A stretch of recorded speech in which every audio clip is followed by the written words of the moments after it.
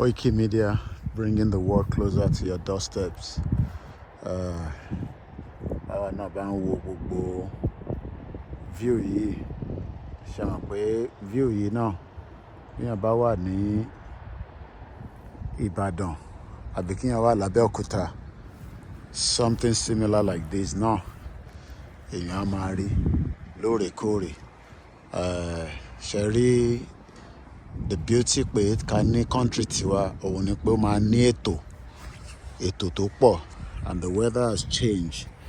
Irú ètò wo là ń sọ? Ètò tí olúkálukú máa ní opportunity láti lè ṣe ètò òun.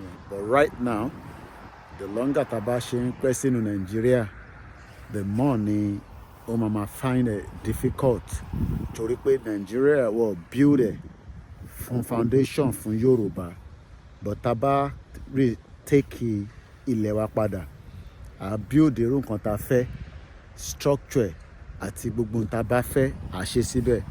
But as it is right now, à ń sọ fáwọn èèyàn wa pé ẹ jẹ́ ká move kúrò nínú Nàìjíríà.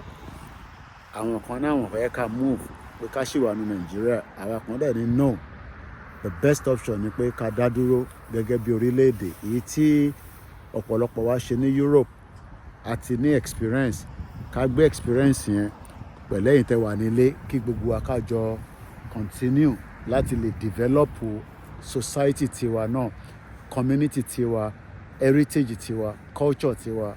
Ìdí tá ṣe ń pariwo Yoruba nation kò jù bẹ́ẹ̀ yẹn lọ. Koiki Media, bringing the world closer to your doorsteps.